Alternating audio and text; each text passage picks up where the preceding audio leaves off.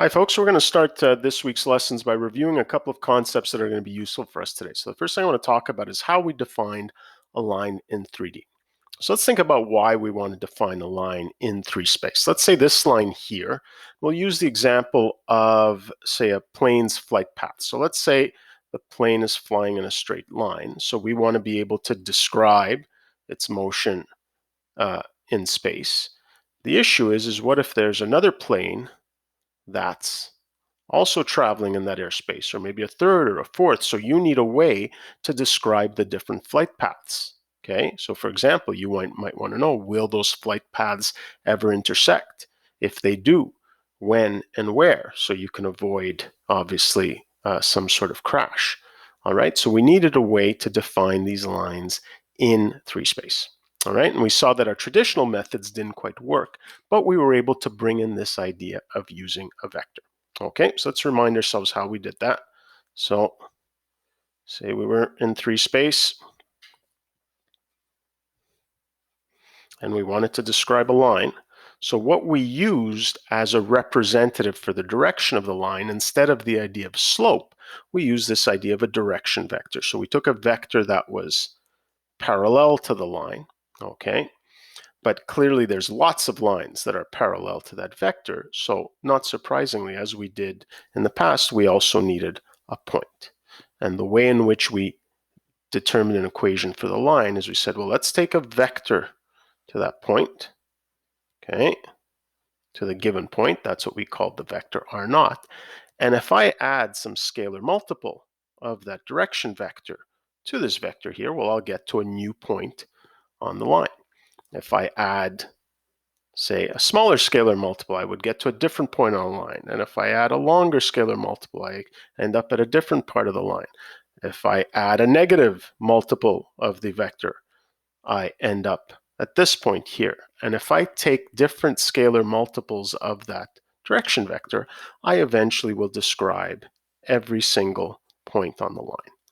So if this represents some general points, so what we said is that the vector to any general point on the line is given by the vector to the given point plus some scalar multiple of the direction vector. Okay, now while we initially defined this in 2D, we saw that it generalized very nicely in 3D. So we had something that worked, something that allowed us to describe the points on a line. All right, so keep this in the back of our minds because this idea might turn out to be useful to us. Okay, but when it comes to working in 3D, there's another basic shape which is at least as important as the line. All right, and that shape is the plane. Now, when we think of a plane, we normally think of, well, the plane, the sheet represents a plane, and we can describe the points on this plane by using our Cartesian system, so our x and y axis, and we can define any point, okay, by giving an x component and a y component. Then we saw that we could use this system to define vectors by taking the vector that started 0, 0 and ended at that point. Okay, but what if I have a plane that lives out in 3D? So for example, we're going to let this piece of cardboard represent any plane, and we see we can have it with different angles in 3 space. Now you have to imagine that this is continuing in all directions. This is just sort of like a cutout of it. Okay, this goes on to infinity. Okay, now why is the plane so important? Well, I'll give you an example. I'll give you 2 examples, in fact. Let's say you launch a projectile, say from this point here, and you launch a projectile and it falls there. You see that the projectile moves along this plane. So if I want to describe it with an equation, well, I can just do it on my regular old Cartesian plane, okay? But what if you have not only this projectile here, but another projectile that's being launched from that side, going in this direction? You would need a different plane, okay, to describe that motion, okay? So this is why we need to be able to describe any plane in 3D. Okay. Now, of course, hopefully you can see where we can take this. Just in the same way that we had our airplanes flying in a line, you might want to determine when do they intersect, okay? So we can avoid a crash. So in other words, we're going to be doing analytic geometry, all right? The other good example for the reason why we need to be able to describe a plane is if you think of the motion of the planets around the sun. So you've got, the sun that's the center, okay, of this disk, and you've got the planets that go around, and all 8 planets, they all go around the sun along the same plane. So again, you might sort of say, well, I can just describe it on my regular old Cartesian plane with the sun at the, maybe at the origin and all the planets revolving around, and that would be great if those were the only objects in the solar system. But if you take former planet Pluto did not revolve on this plane. It revolved on another plane, kind of like this. Or if you think of the comets that come from very far away and then go around the sun, they do not necessarily revolve along that plane. So that's why you need perhaps a different plane to describe that orbit. All right? So hopefully that gives us enough of a motivation to want to study this idea of a plane. So let's take a look at an example here of what that might look like. So this is going to be my representation of a plane. So again, remember, this just represents one small piece. It continues in every direction. It's got, that bit of a tilt. Okay, in fact, here you can see it's got a z-axis, z-intercept. You could imagine that if you continue this plane, eventually it'll hit the x-axis and the y-axis. So it'll have, an x-intercept and a y-intercept. All right, so maybe those might be important points for us. So the question is how are we going to define the points on this plane? All right, well, this is where I want to remind us of another thing that we saw earlier on that might be helpful for us. So if we go back to the plane that we know well, in other words, the Cartesian plane, okay, now again, because we had this nice Cartesian axis system, as we said, I could describe any vector going to any point by just using an x component and a y component. So again, if this was AB, okay, this was the vector AB, all right. But we saw that there was another way of describing this vector. Instead of writing it this way, we saw that it could be written as a combination of these two special unit vectors, I and j. Okay, that we could write this as A times I plus B times j. Write it as the sum of these two what we called basis vectors.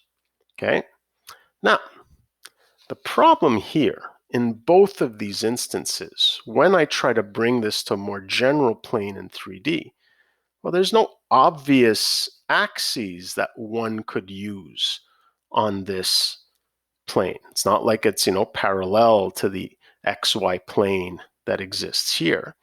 So this whole idea of using a coordinate system on a general plane in 3D starts to, lose its appeal or lose its usefulness. But this is where I want to remind you of something else that we saw. Okay, remember that we called these the standard basis vectors. They weren't the only vectors we could use to determine any other vector in 2D. Okay, what we saw is that almost any two vectors could be used as basis vectors. Okay, so if I'm trying to describe this vector here, I don't have to work with I and j. I can work with any pair of vectors as long as neither one of them is the zero vector and they're not parallel to each other. Okay, so imagine here, if I wanted to try to combine these two vectors to get this third one here, well, what could we do? Well, what we did is we saw that we could take scalar multiples of each of these vectors and add them together. So I could take 2 times the first vector plus maybe 1.5 times the second vector. So if I call this, u and v, I could take, 2 times u plus 1.5 times v, and say this is my vector w. I could write my vector w as a linear combination of those two, what we call basis vectors. Okay, but what's great about this is that there's no need for these vectors to be along an axis. There's no even need for them to be perpendicular. The only condition is that these two vectors be not parallel. Okay, so how can we take this idea and now move it up to a plane in 3D? So this is going to be our goal now. Okay, so first thing I realize here, well, that's before I get to that point. Okay, so if I want to describe the points or possibly even the vectors on this plane, let's consider this idea of using two vectors. Again, we'll assume that they're not parallel and they're not the zero vector. The only thing is that this is not the only plane that can contain these two vectors.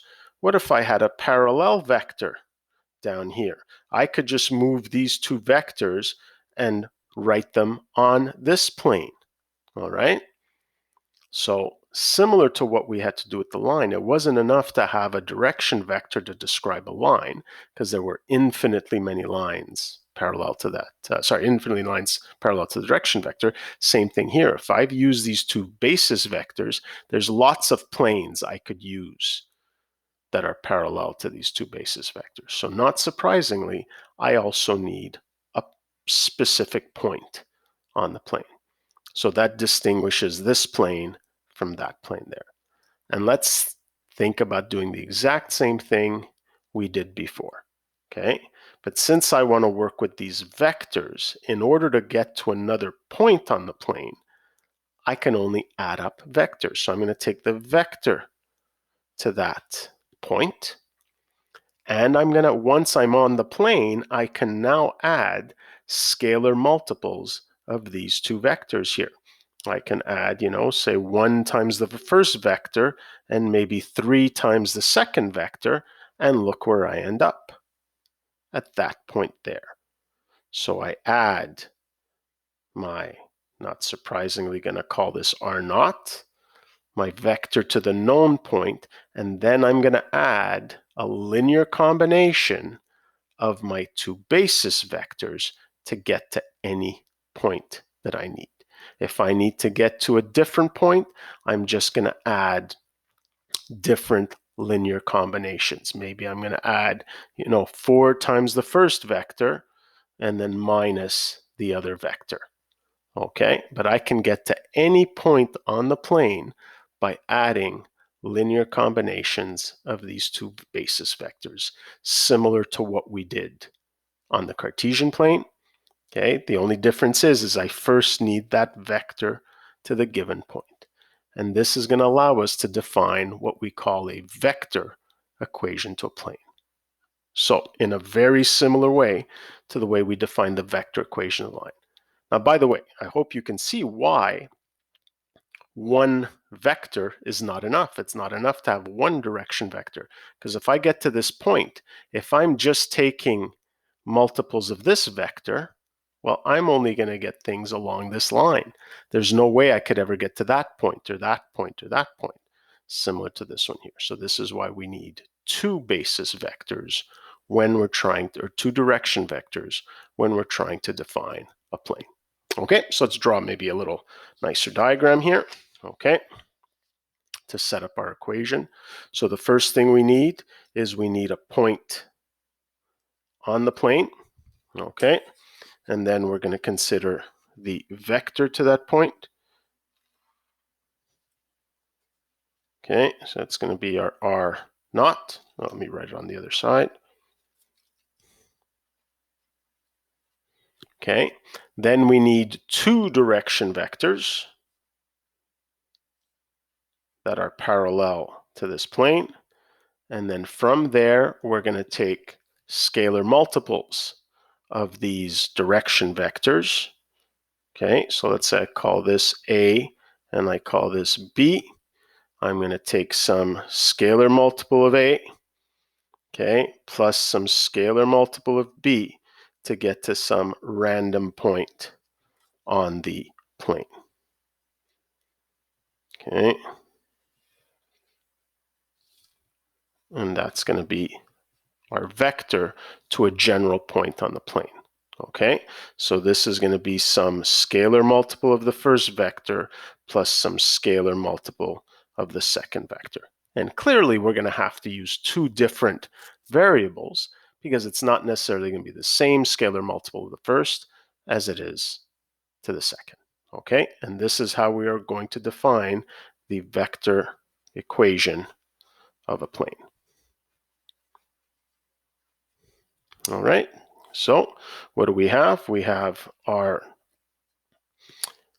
vector to some general point on the plane is going to be given by the vector to the known point plus a scalar multiple of my first direction vector plus another scalar multiple of my second direction vector. And if I take all possible combinations, linear combinations of these direction vectors, I'm eventually going to get all the points on the plane. I'm going to describe every single point on the plane.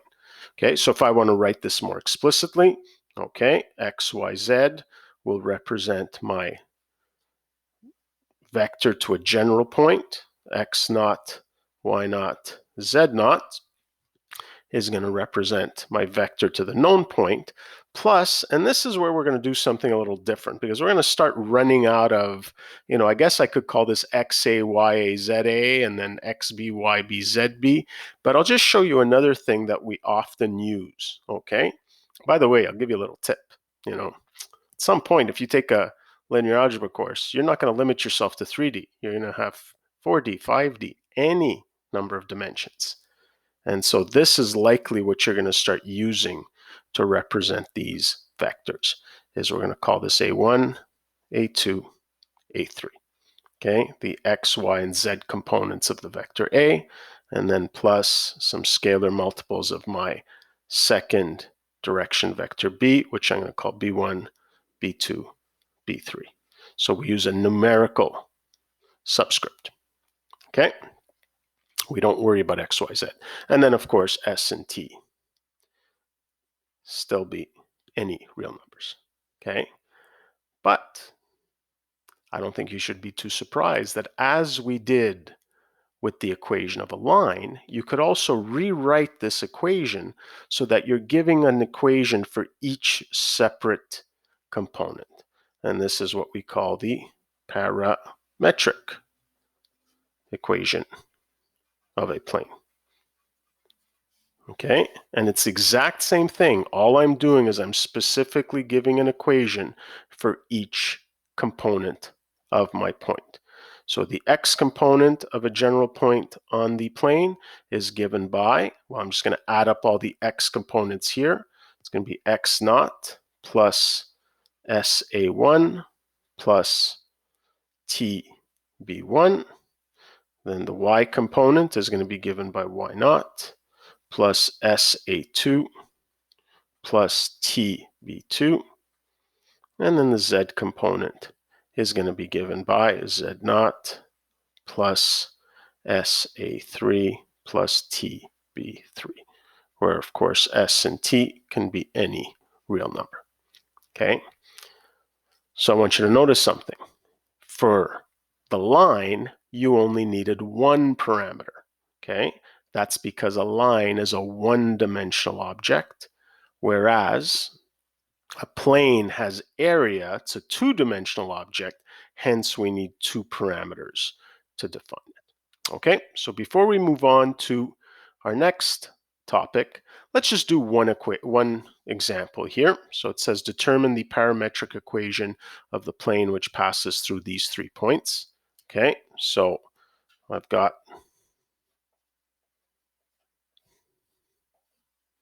some plane, and I've got these 3 points, P, Q, and R. that are on the plane. So notice how when you're given 2 points, you're able to determine the equation of a line, but if you want to determine the equation of a plane, it makes sense that you need that third point, because there's lots of planes that go through only those 2 points, okay? So let's think about what we need to define the vector equation of a plane. Well, we need a point on the plane. Got that, you got 3 of them. But the other thing we need is 2 direction vectors, okay, that are not parallel to each other. So if you think about it, you go, hey, I can create 2 direction vectors. I can take the vector that goes from P to Q, and I can take the vector that goes from P to R. As long as those 2 vectors end up not being parallel, then I'll have enough information, okay? I mean, I could have taken PQ and QR. Any 2 vectors that are not parallel to each other would do. Okay, so let's do that here. So my first direction vector is going to be, let's say, PQ. Okay, so remember, it's second minus first, so it's going to be -2 minus 1, -3. This is 5 minus 1 is 4, and then 3 minus 7 is -4. So here's my first direction vector. Let's get a second direction vector. So I'll choose to use PR. Okay, again, vector on the plane. So PR, so 2 minus 1 is 1. -2 minus 1 is -3. And then 4 minus 7 is -3. And here are my 2 direction vectors. Okay. And the other thing I need is a point. Well, pick your favorite point. Here I'll pick 117 because there's no negatives in that. So if I want to write my vector equation, it's just going to be equal to the vector to the given point. So 117 plus my first parameter times the first direction vector, -3, 4, -4, plus the second parameter, which I'll call t, times the second direction vector, 1, -3, -3, and then I just have to state that s and t can be any real numbers. And there's my vector equation of this plane. And then if I want to write the parametric form, well, the x component is just going to be given by 1 minus 3s plus t. My y component is going to be given by 1 plus 4s minus 3t. So just look at the y components, and then the z component is going to be 7 plus, well, I guess -4s, so it'll just be minus 4s, and then here minus 3t, and s and t in R. Okay, and there we have our vector and parametric equations. So just to give us some inspiration for the next video, while this is very nice, okay, because it gives us a nice, easy way to describe the equation of a plane, it uses both the ideas of basis vectors and a similar idea to how we defined the equation of a line. I'm wondering if you can see a difficulty here, okay? I could have used any one of these 3 points for this part here. I didn't have to combine the vectors as I did. Like I said, I could have used PQ and then QR. Those would have been, one of the vectors would have been the same. The other one would have looked very different. Can you see that depending on how you choose to write the equation, your equation and someone else's equation could look very different, and it would take a fair bit of work to figure out that they were indeed the same plane. Okay, so while this is a very nice, straightforward way of defining the equation of a plane, we'd like something that maybe doesn't involve so much work, even just to do something like showing that 2 equations represent the same plane. So that's what we're going to investigate in the second video. All right, that's it for this one.